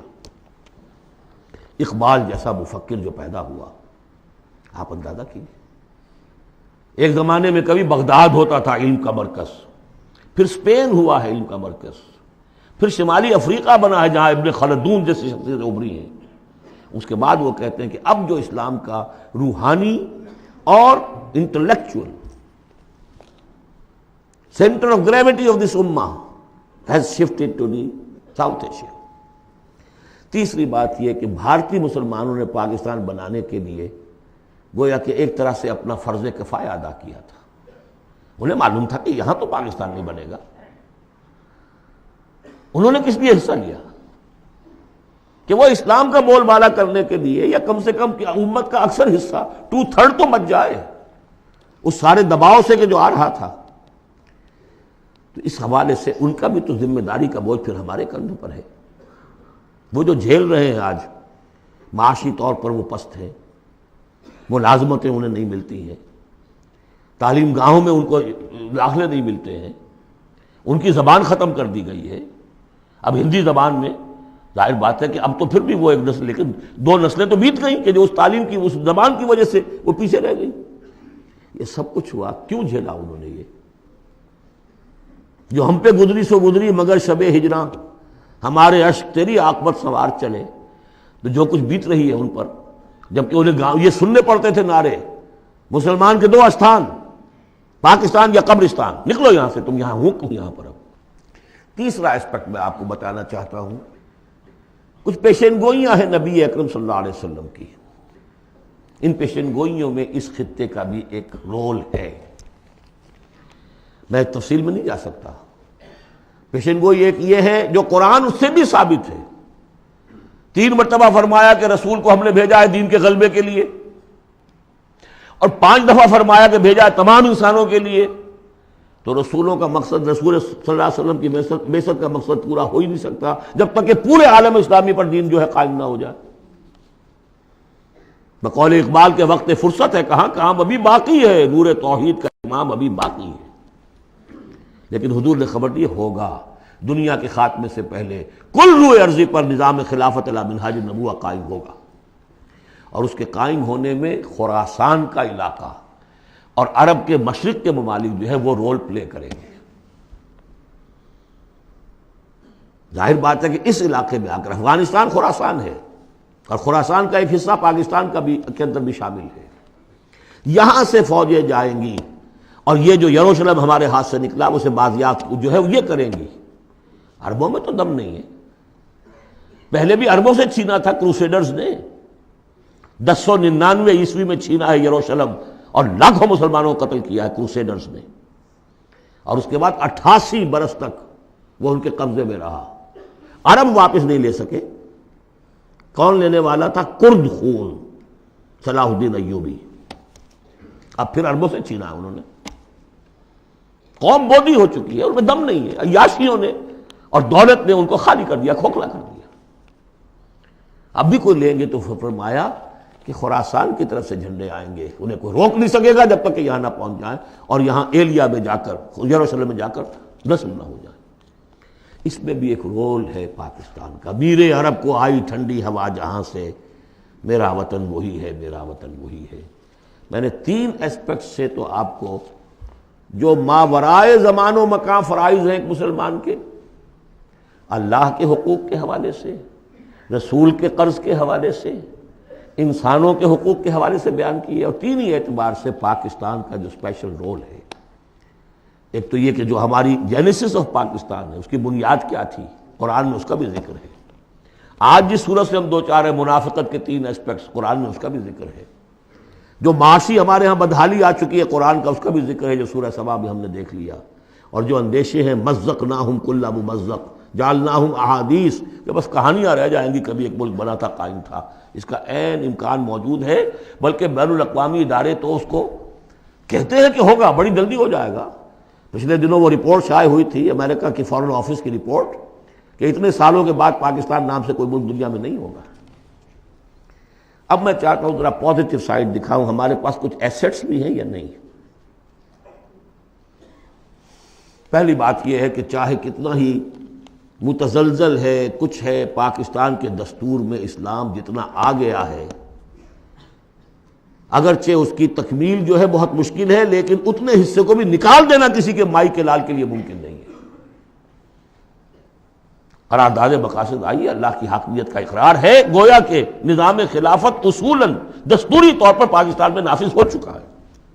ایسے جیسے میں مسلمان ہوں، چاہے میں عمل نہیں کر رہا اسلام پر، مسلمان ہوں. ہمارا ہر شخص مسلمان ہے چاہے وہ عمل نہیں کر رہا ہے. اسی طرح پاکستان مسلمان ملک بن گیا ہے جب اس نے کہا sovereignty belongs to him and not to us. حاکمیت اللہ کی ہے اور ہمارے ہاتھ میں جو اختیارات ہیں وہ ایک سیکریٹ ٹرسٹ ہے، اور یہ سیکریٹ ٹرسٹ استعمال ہوگا اسی حاکم مطلق کی دی ہوئی عائد کردہ حدود کے اندر اندر. یہ ہے لا الہ الا اللہ. دستوری زبان میں یہ لا الہ الا اللہ، ان الحکم الا للہ لہ الملک. پھر یہ کہ ایک بہت بڑا ایسٹ یہ ہے، بہت سی تحریکوں، بہت سے مصنفین، علامہ اقبال، مولانا مودودی اور بھی بہت سے مصنفین کی مسائل سے ہند و پاکستان میں جوان، ادھیڑ اور بوڑھے عمر کے لوگوں کی بہت بڑی تعداد ہے جو دو چیزیں ان کے اندر موجود ہیں. نمبر ایک، انہیں یہ معلوم ہو چکا ہے کہ ہمارا دین اسلام دین ہے، مذہب نہیں ہے، یہ پوری زندگی کا دین ہے، معلوم ہے. وہ دور گزر گیا جب کہ سمجھا جاتا تھا کہ بس نماز روزہ دین ہے. کچھ لوگ اب بھی ہیں، لیکن یہ معلوم ہے سب کو کہ یہ کل زندگی کا دین ہے. عبادت کا مطلب صرف نماز روزہ نہیں ہے، پوری زندگی میں اللہ کی بندگی ہے. وہ تصور دی ہاتھ سے دے کر اگر آزاد ہو ملت ہے، ایسی تجارت میں مسلمان کا خسارہ. کوئی دین و دنیا میں جس دم جدائی، حبس کی امیری حبس کی وزیری، جدا ہو دین سیاست سے تو رہ جاتی ہے چنگیزی. یہ اقبال کا پیغام تھا. وحدت دین و دنیا، دنیا کو تابع کرنا ہے دین کے. اور یہ کہ بہت سے لوگوں کے دلوں میں اس کی امنگ بھی ہے، خواہش بھی ہے، جذبہ بھی ہے. افسوس صرف یہ ہے کہ ایک تو بٹے ہوئے ہیں بہت، اپنی سیاسی مصلحتوں میں اس کو پیچھے رکھ کر اپنی پارٹی، اپنی شخصیت، اس کو ابھارنے کی فکر ہے. ایک خلط مبحث بہت تھا کہ کیسے دین یہاں لائیں. غلطی سے یہ سمجھا کہ الیکشن میں حصہ لو، ووٹ مل جائیں گے تو اسلام نافذ کر دیں گے. لیکن اس میں سمجھتا ہوں کہ اب بہت حد تک کمی ہو گئی ہے. تمام مذہبی جماعتیں یہ سمجھ چکی الیکشن کے ذریعے سے یہاں کچھ نہیں ہو سکتا، اسلام نہیں آ سکتا. تیسرے یہ کہ ایک عظیم قرآنی تحریک الحمدللہ اس ملک کے اندر قائم ہوئی اور چلی. کبھی سنا تھا؟ اپنے بڑوں سے پوچھ لیجئے، کبھی 6 گھنٹے بھی نماز تراویح کے لیے لوگ کسی مسجد میں رہے؟ پورا قرآن کا ترجمہ، درس قرآن کی محفلیں، 500 700 آدمی جمع، جبکہ کوئی سیاسی نعرہ نہیں، کوئی اختلافی بات نہیں. جو لوگ رہے یہاں پر 25 دن جنہوں نے مجھے سنا ہے، کہیں کوئی اختلافی فرقے وارانہ کوئی بات. قرآن ایز سچ، قرآن سمجھو. یہ تحریک جو ہندوستان میں شروع ہوئی تھی شاہ ولی اللہ دہلوی سے، الفوز الکبیر انہوں نے لکھی، قرآن کا ترجمہ فارسی میں کیا. ان کے 2 بیٹوں نے اردو میں اس سے پہلے ترجمہ کرنا گناہ سمجھتے تھے لوگ. آج بھی بعض لوگ ہیں جو ترجمہ پڑھنے کو گناہ سمجھتے ہیں، بس قرآن پڑھو اور ثواب حاصل کر لو. ہے بہت بڑی جماعت بھی ہے جو یہ کہتی ہے. مسئلہ پوچھنا تو عالم دین سے پوچھ لو، تم خام کا ترجمہ کیوں پڑھتے ہو؟ تمہارے دل میں شکوک و شبہات پیدا ہو جائیں گے. بس پڑھو اور پڑھ کے ثواب لو. یہ شاہ ولی اللہ نے جب فارسی میں ترجمہ کیا، انہیں قتل کرنے کی سازش ہو چکی تھی. اس نے اتنا بڑا جرم کیا، اتنا بڑا گناہ کیا. بلا لیے گئے تھے سرحد کے علاقے سے پٹھان قتل کرنے کے لیے. اور مسجد جو فتح پور کی ہے دہلی کی، جو چاندنی چوک کے ایک سرے پر ہے، وہاں درس حدیث دیتے تھے عصر کے بعد، اور اس کے بعد وہ نکل رہے تھے مسجد میں، باہر وہ کھڑے ہوئے تھے قتل کرنے کے لیے. لیکن کچھ اللہ نے ایسی ہیبت ڈال دی اس وقت ان کے دل پر، کوئی ایسی ان کی شخصیت کا اثر پڑا، وہ حملہ نہیں کر سکے. بہرحال یہ تحریک شروع کی انہوں نے، قرآن کو ایک اوپن کتاب بنایا، کھلی کتاب، پڑھو اس کو، سمجھو اس کو. لیکن الحمدللہ اس کا اگر یہ ملک نہ بنتا تو شاید یہ تحریک ایسی آپ کو یہاں نظر نہ آ سکتی. مواقع ملے ہیں ہمیں، اللہ نے ہمیں سہولتیں دی ہیں. آپ کو معلوم ہے کتنے مہینے تک ہر ہفتے الہدا کا پروگرام جو ہے پورے ملک میں، جو یوں سمجھیے کہ نیشنل حکم پر ایک ہی وقت میں، اور وہ ٹیلی کاسٹ ہوا. غلغلہ ایک پیدا ہو گیا تھا کہ نہیں اسلام قرآن مجید کا. اگرچہ یہ کہ بر وقت جو ہے اس ملک کے اندر جو مغربیت کے پرستار ہیں، جلدی انہیں ہوش آ گیا کہ یہ تو طوفان جو ہے ہمارے لیے مصیبت بن جائے گا، تو اس کے لیے جو بھی کیا وہ آپ کو معلوم ہے. مجھے اس سے کوئی غرض نہیں، ویڈیوز ہیں، آڈیوز ہیں، میری دعوت پھیل رہی ہے. دنیا میں جہاں چلے جائیے آپ، جہاں اردو پڑھنے والے، اور اب تو میں نے 3-4 سال سے انگریزی کی ٹانگ توڑنی شروع کر دی ہے. امریکہ جاتا ہوں تو انگریزی کا، اس لیے کہ پہلے میں یہاں تو گھبراتا ہوں انگریزی میں تقریر کرتے ہوئے. یہاں کے لوگ بڑے حساس ہوتے ہیں کہ ذرا یہ لفظ انہوں نے ٹھیک نہیں بولا، اب وہ مسکرائیں گے. ان کے اپنے اپنے ایکسنٹ ہیں، اپنے اپنا ہے، وہ کیا بول رہے ہوتے ہیں، اور ان کی توجہ ہوتی ہے سننے کے لیے یہ کہہ کیا رہے ہیں۔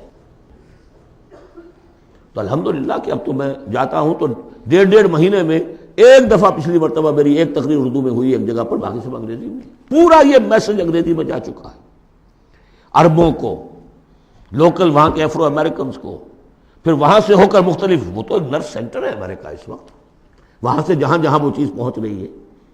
تو اب اس کا کوئی نتیجہ انشاءاللہ نکلے گا، اور اس کا مرکز اللہ نے اس ملک کو بنایا۔ یہ ہمارے وہ ایسٹس ہیں کہ جو ہمارے پاس ہیں، ہمیں دیکھ لینا چاہیے ہمارے پاس کچھ ہے بھی کہ نہیں۔ اب آئی ہے بات کہ عملی اقدامات کیا ہوں۔ اس شعور کو اجاگر کیا جائے کہ اللہ کے دین کو غالب کرنے کی جد و جہد فرض عین ہے، nobody is exempt۔ یہی میں نے آپ کے سامنے بیان کر دیا۔ اگر دین قائم نہیں ہے تو ہماری عبادت جزوی ہے، ایک حصے میں ہم عبادت کر رہے ہیں اللہ کی، باقی دوسری زندگی کے ہمارے پہلو جو ہے اللہ کی بغاوت پر مشتمل ہے۔ یہ کام فرض عین کے درجے میں ہے، اور اس کے لیے عقلاً اور نقلاً لازم ہے کہ کسی نہ کسی جماعت میں آدمی شریک ہو، اکیلا تو یہ کام نہیں کر سکتا۔ اس کے لیے جیسا کہ میں نے عرض کیا تھا، عقل عام بھی کہتی ہے انقلاب، نظام بدل دینا کسی ایک آدمی کے بس کا روگ ہے۔ ایک پارٹی چاہیے، حزب اللہ چاہیے۔ حضرت موسیٰ کی قوم نے کوڑا جواب دے دیا تھا تو معاملہ وہیں کہیں رک گیا۔ حضور کے ساتھیوں نے ایک جماعت کی شکل میں اپنا، جہاں حضور کا پسینہ گرا وہاں اپنی خون کی ندیاں بہا دی، اسلام قائم ہو گئی۔ پھر احادیث دیکھیے، علیکم بالجماعہ، لا اسلام الا بالجماعہ، اور سب سے بڑی حدیث انی آمرکم بخمس، اللہ اے مسلمانوں میں تمہیں 5 باتوں کا حکم دے کر جا رہا ہوں، اللہ امرنی بہن، مجھے اللہ نے ان کا حکم دیا ہے، بالجماعت والسمع والطاعت والہجرت والجہاد فی سبیل اللہ۔ جماعت کی زندگی ہو اور جماعت بھی سم و طاعت والی، listen and obey, strong discipline, اور یہ جماعت کیا کرے گی؟ ہجرت اور جہاد کرے گی۔ یہ حدیث جو ہے ذرا نوٹ کیجئے کس قدر اس میں ایمفیسس ہے، انی آمرکم بخمس اللہ امرنی بہن، میں تمہیں 5 باتوں کا حکم دے کر جا رہا ہوں، اللہ نے مجھے اس کا حکم دیا ہے۔ پھر اس جماعت کے خد و خال ہم نے پڑھے قرآن مجید میں، حزب اللہ سورہ مائدہ میں، فإن حزب اللہ هم الغالبون، حزب اللہ کے یہ اوصاف ہیں، حزب اللہ اللہ کی پارٹی۔ سورہ مجادلہ میں شیطان کی پارٹی، حزب الشیطان، اور اللہ کی پارٹی۔ اس جماعت میں ہر فرد کو ہونا چاہیے، البتہ اس کے لیے یہ نہیں کہ میں صرف اپنی جماعت کی بات کر رہا ہوں، کوئی جماعت ہو جو آپ کو آپ کی سمجھ میں آئے کہ یہ ٹھیک ہے، یہ دین کے لیے صحیح کام کر رہی ہے، اس میں شامل ہو، تاکہ کوئی شخص بھی اس سے محروم نہ ہو۔ جیسے حضور نے فرمایا بلغوا انی ولو آیتن، پہنچاؤ میری جانب سے، کہا ایک ہی آیت پہنچاؤ، میرا کوئی امتی بھی تبلیغ قرآن کے فریضے سے محروم نہ رہ جائے۔ اس لیے کہ پھر میرا امتی کیسے ہوا؟ میرا امتی ہے تو اسے تو قرآن پہنچانا ہے، ایک آیت پہنچاؤ۔ باقی جو لوگ اپنی زندگیاں وقف کر دیں، ان کے لیے کیا کہا ہے؟ خیرکم من تعلم القرآن وعلمہ، تم میں سے بہترین لوگ وہ ہیں جو قرآن سیکھیں اور سکھائیں، وہ اپنی زندگی وقف کر دیں۔ اس حوالے سے کسی بھی جماعت میں جس پر دل ٹھک جائے، اگرچہ اس کے 4 خصائص ضروری ہیں جو آپ کو تلاش کرنے چاہیے۔ نمبر 1، ڈکلیئرڈ ایم ہونا چاہیے اقامت دین، دین کا غلبہ، نتھنگ شارٹ آف دیٹ۔ کوئی جزوی بات، کوئی سماجی اصلاح، یہ سارے کام اچھے ہوتے ہیں، کوئی خدمت خلق کا کام بہت اچھی بات ہے، لیکن یہ کہ ہر شے کا اپنا ایک مقام ہے۔ جماعت وہ ہونی چاہیے جس کا مقصود ہو اللہ کے دین کا غلبہ، اقامت دین کہہ لیں اسے، غلبہ دین کہہ لیں، نظام خلافت کا قیام کہہ لیں، حکومت الہیہ کا قیام کہہ لیں، لیکن ڈکلیئرڈ ایم ہونا چاہیے۔ ان اصطلاحات میں سے کوئی استعمال کر لیجیے۔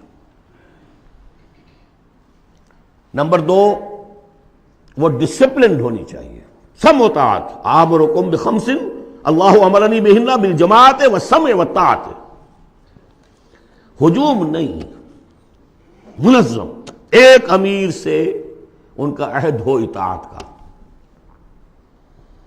نمبر 3، اسے اپنا طریقہ کار کلیئرلی اسپیل آؤٹ کرنا چاہیے کہ ہم کس نہج سے یہ کام کرنا چاہتے ہیں۔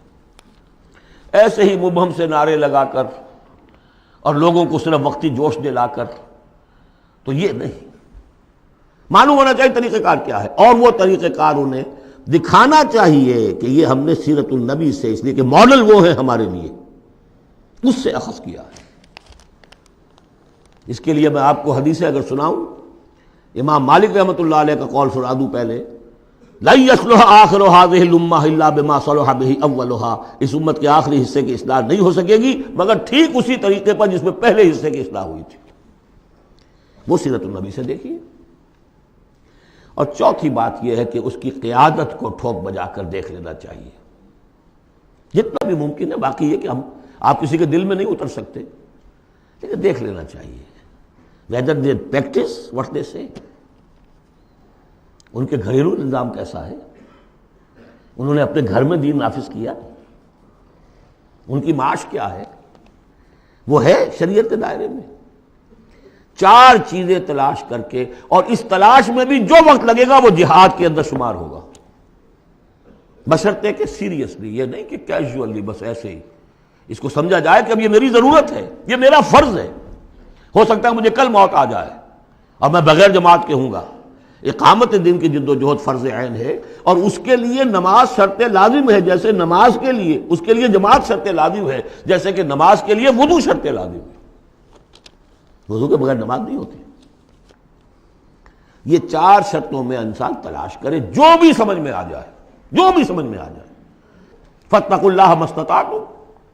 لیکن یہ کہ یہ معلوم ہو ہمارے ملک کی بھی بقا اسی میں ہے، اس کا استحکام بھی اسی میں ہے، یہ کشتی ڈوبتی ہے تو ہم ڈوبیں گے، یہ تیرتی ہے تو ہم تیریں گے، خالص دنیاوی اعتبار سے بھی سوچنے کی بات ہے۔ اور پھر یہ کہ اللہ کے ساتھ وعدہ خلافی کی اس سے کہیں زیادہ سزا کہیں مل نہ جائے۔ مشرقی پاکستان جب علیحدہ ہوا تھا کتنی بڑی سزا ملی تھی، 93,000 قیدی مسلمان قوم کا اس ہندو کے پاس جس پر کہیں 800 برس حکومت کی، کہیں 1000 برس حکومت کی، بیڑوں بکریوں کی طرح انہیں ٹرکوں میں لاد کے لے کر گئے ہیں، جیسے ڈیرہ غازی خاطر بکریاں اور بھیڑیں آتی ہیں لاہور میں ذبح ہونے کے لیے۔ ٹائیگر جرنیل اور اپنا جو ہے پستول پیش کر رہا ہے، یؤتوا الجزیۃ عن ید وہم صاغرون، اور اندرا گاندھی کو کہنے کا موقع ملا We have avenged our 1000 years defeat، اور ہم نے دو قومی نظریے کو بے آف بنگال میں غرق کر دیا ہے۔ پاکستان میں جس طرح بھارتی پکچروں کے ویڈیو دیکھے جاتے ہیں اور جس طرح وہ سنا جاتے ہیں پروگرام، وہ کالونائز تو ہم کر چکے ہیں۔ Bharat has already colonized Pakistan, culture پر قبضہ انہوں نے کر لیا ہوگا تو بتایا کیا گیا آپ کے پاس؟ یہ سونیا گاندھی کا بیان تھا۔ تو غور کر لیجئے، ایک کام یہ کہ ہر شخص لگے سوچے یہ میری زندگی اور موت کا مسئلہ ہے، یہ میرے دین کا فرض عین ہے، یہ میرے اللہ کا حق ہے، یہ مجھ پر میرے رسول کا حق ہے، یہ مجھ پر پوری نوع انسانی کا حق ہے، یہ مجھ پر میرے وطن کا حق ہے، میرے ملک کا حق ہے، میری 400 برس کی تاریخ کا حق ہے، اور جو بھی خبریں دی ہیں محمد رسول اللہ صلی اللہ علیہ وسلم، ان سے بھی میرے اندر یہ جذبہ پیدا ہو جانا چاہیے کہ ان کی صداقت کو ثابت کرنے کے لیے تن من دھن لگا دوں۔ اب میں چند باتیں عرض کروں گا۔ جو میں نے کہا کہ یہ تو ہے کوئی جماعت آپ تلاش کریں، اور اس کے بعد بھی انسان آنکھیں کھلی رکھے، کان کھلے رکھے، غور کرتا رہے۔ ہے جستجو کے خوب سے ہے خوب تر کہاں، آج شروع تو کر دینا، کسی میں شریک ہو جائے۔ اس میں یہ بات بھی عرض کر دوں کہ میرے نزدیک جماعت کی بنیاد جو ہے مسنون اور منصوص اور معصور، وہ ہے بیعت کا نظام۔ لیکن اگر بیعت کا نظام نہ بھی ہو اور وہ صرف دستوری جماعت ہو، وہ بھی مباح ہے، جماعت کے حق میں ہے، بشرطے کہ اس کا ڈسپلن مضبوط ہو۔ وہ 4 آنے والی ممبری والی جماعتیں سیاسی جماعتیں ہوتی ہیں، وہ جماعت جس کا ڈسپلن ہو، جس کا اخلاقی ایک معیار ہو۔ اب میں ذرا چند باتیں آپ سے عرض کر دوں۔ 65 سے میں نے اپنے مشن کا آغاز کیا تھا۔ پہلا میرا کام تھا دعوت رجوع القرآن کا، جو آج تک چل رہا ہے۔ ایسا نہیں ہوا ہے کہ میں نے کوئی قدم اگلا ہٹایا ہو تو اس کام کو چھوڑ دیا ہو۔ اس ضمن میں چاہوں گا کہ جو حضرات بھی جاننا چاہیں کہ اس میں کیا کچھ ہوا ہے، کس طور سے ہوا ہے، اس کا صغرا کبرا کیا ہے، اس کا پس منظر کیا ہے، اس کا ریشنلے کیا ہے، وہ میری ایک کتاب ہے دعوت رجوع القرآن کا منظر اور پس منظر۔ یہ کتاب مطالعہ کریں جن صاحب کو بھی میرے کام کے اس پہلی شق سے کوئی دلچسپی ہے۔ اس کے ضمن میں آپ نے سن لیا ہے یہاں پر بھی خواتین کے پروگرام بھی ہو رہے ہیں، 1 ایئر کورس بھی شروع ہو رہا ہے، لاہور میں تو مسلسل ہو رہا ہے، امریکہ سے آ کے لوگ وہاں پر شریک ہو رہے ہیں اور 1 ایئر کورس کر کے نوجوان جا رہے ہیں۔ الحمدللہ کہ وہاں پر ہمارا جو ہے اب انشاءاللہ کوئی اکیڈمی وہاں پر بھی شروع ہو جائے گی، یہ ہو رہا ہے امریکہ کے اندر۔ دوسرا کام جو میں نے کیا الحمدللہ اللہ کے فضل و کرم سے، ایک مختصر لیکن منظم جماعت تنظیم بیعت کی بنیاد، ایک مردہ سنت کو زندہ کیا آپ نے۔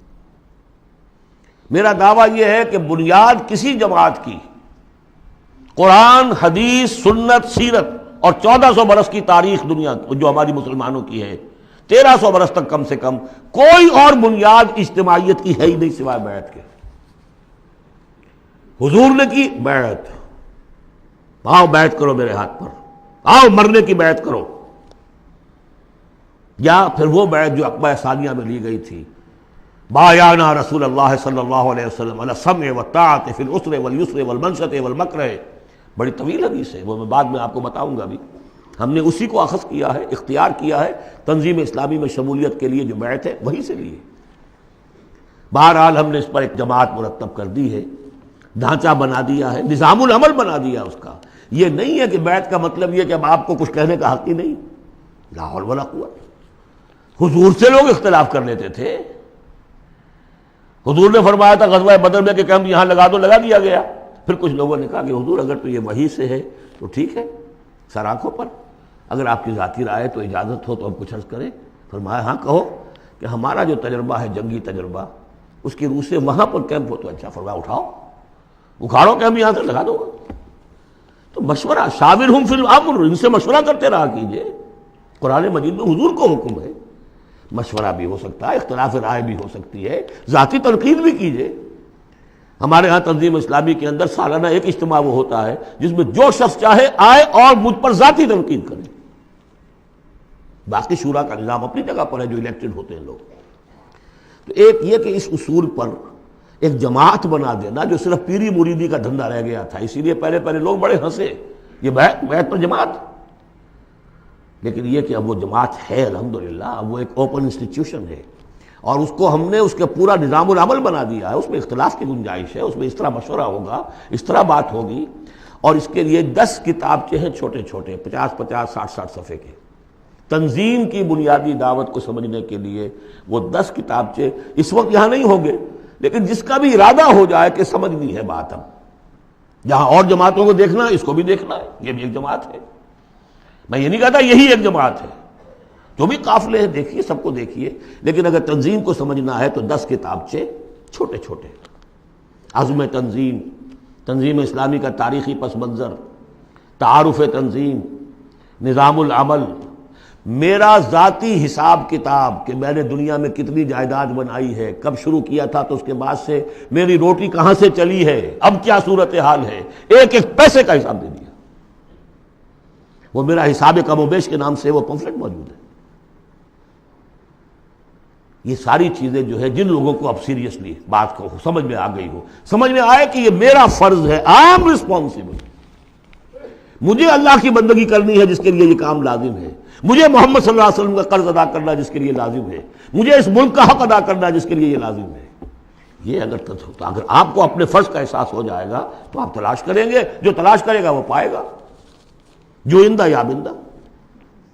باقی میرا ایک ماضی بھی ہے، وہ ماضی یہ کہ میں جماعت اسلامی میں رہا ہوں 10 برس تحریک کے ساتھ، جماعت میں 3 برس اور 7 برس جمعیت طلبہ میں۔ جمعیت طلبہ میں ناظم اعلیٰ بھی رہا ہوں آل پاکستان، جبکہ یہ مشرقی اور مغربی پاکستان دونوں ایک ہی ملک تھے، اور جماعت اسلامی میں ایک ضلعی تنظیم کا امیر رہا ہوں، ضلع منگمری کا۔ بہرحال یہ نوٹ کر لیجئے کہ وہ میرا ماضی ہے، اس سے مجھے اختلاف ہوا تو کیوں ہوا تھا، اس پر میری پوری کتاب موجود ہے۔ کوئی بدنیتی کا الزام میں نے مولانا مودودی پر نہیں لگایا، لیکن یہ کہ اختلاف ہوا تھا کہ الیکشن کے ذریعے سے بات سامنے آ چکی ہے، ہماری یہ ساری ایکسرسائز فیوٹیلیٹی ہے، ہمیں انقلابی طریقہ کار اختیار کرنا چاہیے۔ وہ کتاب تحریک جماعت اسلامی ایک تحقیقی مطالعہ جو میں نے 25 برس کی عمر میں لکھی تھی، اور جماعت کا رکن تھا اس وقت تک، میں نکل کر نہیں لکھی ہے میں نے، وہ تو جس کو نوٹ آف ڈسینٹ ہوتا ہے، پارٹی ورکر ہے، ممبر ہے، اور وہ ڈس اولیژن ہو گیا کسی وجہ سے، اختلاف ہو گیا ہے، تو اپنی رائے ظاہر کرتا ہے نا، وہ میں نے پیش کی تھی، وہ کتاب بھی موجود ہے، لیکن اس کے بعد جس طریقے سے اس کی مس ہینڈلنگ ہوئی اس سارے اختلاف کی، اور پھر بڑے بڑے لوگ مولانا امین حسن اصلاحی صاحب، عبدالغفار حسن صاحب، عبدالجبار غازی صاحب، عبدالرحیم اشرف صاحب، کراچی کے شیخ سلطان صاحب، شیخ جمیل الرحمان صاحب، اور بہت سے، مولانا افتخار بلخی صاحب، یہ سب لوگ جو جماعت سے علیحدہ ہوئے، یہ حادثہ کیوں ہوا، اس پر بھی پھر میری ایک کتاب ہے، تاریخ جماعت اسلامی کا ایک گم شدہ باب۔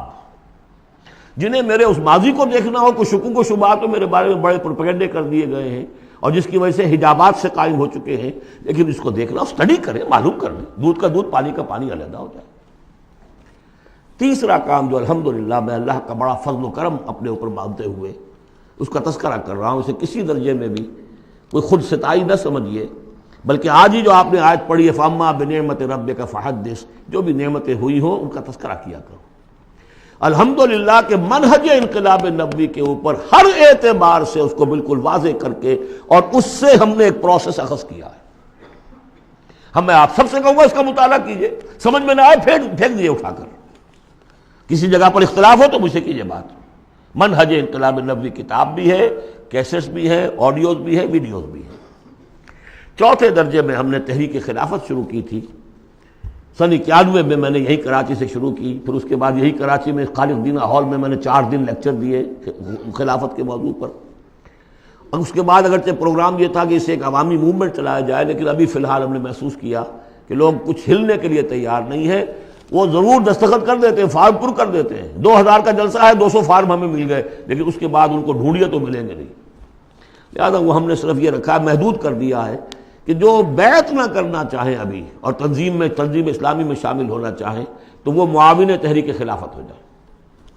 اور ایک ہم نے تحریک خلافت ایک بنائی ہے رجسٹرڈ باڈی، تاکہ خلافت سے متعلق جو بھی مواد ہے وہ لوگوں کو پہنچایا جائے۔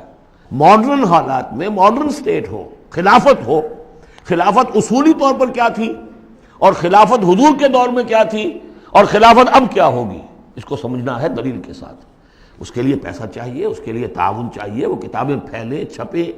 اس حوالے سے یہ 4 شق ہیں میرے کام کے جو میں نے آپ کے سامنے رکھ دیے۔ تھوڑی سی بات اور کر دوں، میرا تعلق کن سے ہے۔ دعوت رجوع قرآن میں میں نے اپنے فکر کی، اپنی سوچ کے 4 سورسز معین کیے ہیں۔ اولین فکر جو ہے، میرے فکر پر جو بھی اثر پڑا ہے وہ علامہ اقبال کی ملی شاعری کا ہے،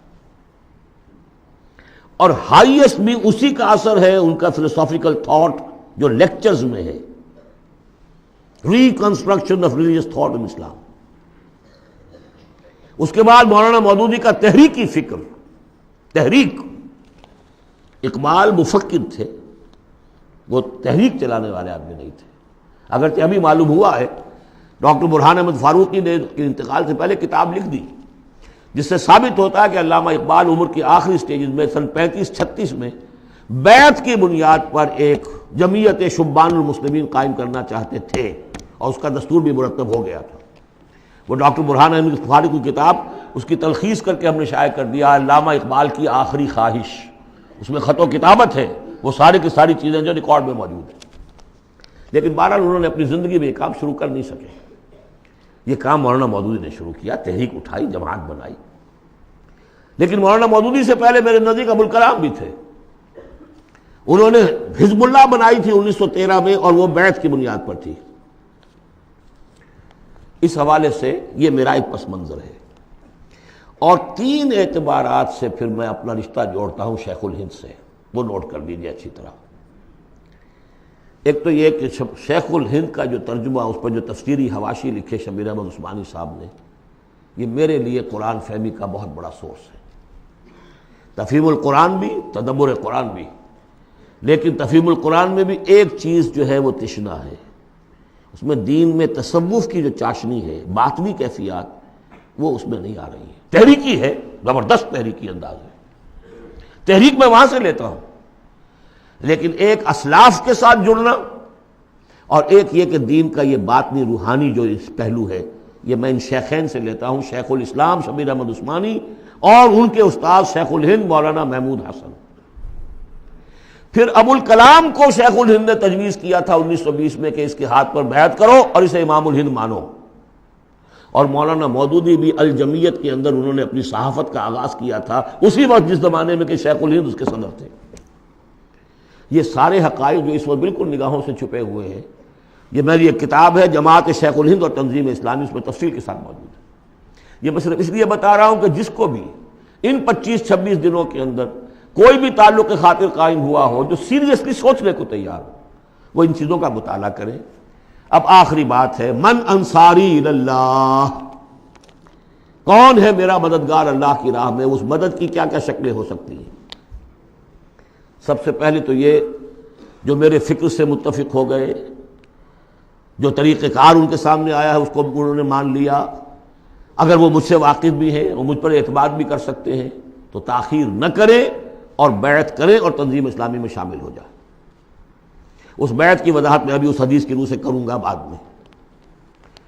یہ نہیں اگر اس سے کمتر ابھی آپ چاہتے ہیں کہ کوئی نسبتاً کمتر معاملہ رہے، ابھی بیعت کے معاملے میں اتنا اقدام جو ہے فوری طور پر نہ ہو، تو یہاں کی انجمن خدام القرآن ہے، اس کے ممبر بنیے۔ 1 ایئر کورس شروع ہو رہا ہے، اس میں وقت نکالیے۔ آپ نے جو ہے مختلف پروفیشنل تعلیم کے اوپر کتنے سال لگائے ہیں؟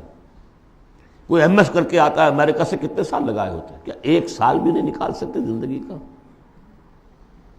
اللہ پوچھے گا تم سب کچھ پڑھ لیا، تم نے انگریزی پڑھ لی، تم نے اتنی پڑھ لی انگریزی کہ انگریزوں کو پڑھا دو، اور عربی اتنی بھی نہ سیکھی کہ تم میری کتاب کو براہ راست سمجھ سکتے۔ ہم نے ان کے لیے 1 ایئر کورس شروع کیا ہے کہ جو لکھے پڑھے جاہل ہیں اس اعتبار سے کہ ایک طرف PhD ہے، ڈاکٹریٹ کی ہوئی ہے، دوسری طرف الف ب قرآن کی معلوم نہیں۔ نمبر 3، تحریک خلافت جو ہے اس کی 2 شکلیں ہیں۔ معاون تحریک خلافت وہ تنظیم اسلامی کے تابع ہوگا، تنظیم اسلامی کے ساتھ ہوگا، لیکن بیعت کیے ہوئے نہیں ہوگا۔ جو بیعت کرتا ہے وہ رفیق کہلاتا ہے تنظیم اسلامی کا۔ اور دوسرا یہ کہ ہم نے ایک ایسی جماعت بنائی ہے جس میں کہ اس لٹریچر کو پھیلانے کے لیے ہمیں وسائل چاہیے، اس کی ممبرشپ ہے۔ جو شخص بھی صاحب استطاعت ہے 500 روپے ماہانہ اگر وہ تحریک خلافت کو دے سکتا ہے تو وہ اس کا رکن بنے گا۔ وہ ایک رجسٹرڈ باڈی ہے، اس کے سارے حساب کتاب جیسے انجمنوں کے ہوتے اس طریقے سے ہیں۔ یہ 4 شکلیں ہیں کہ جس میں آپ میرے ساتھ تعاون کر سکتے ہیں، شریک ہو سکتے ہیں، درجے وار میں نے وہ ساری باتیں آپ کے سامنے رکھ دی۔ اب آخر میں آپ کو بتاتا ہوں کہ جو بیعت ہوتی ہے ہماری، اس کے 3 جز ہیں۔ پہلا جز وہ ہے کہ جو ہر شخص کرتا ہی ہے مسلمان، صرف بیعت کے وقت اسے شعوری طور پر تازہ کرنا ہے۔ اشہد ان لا الہ الا اللہ وحدہ لا شریک لہ واشہد ان محمدا عبدہ ورسولہ صلی اللہ علیہ وسلم۔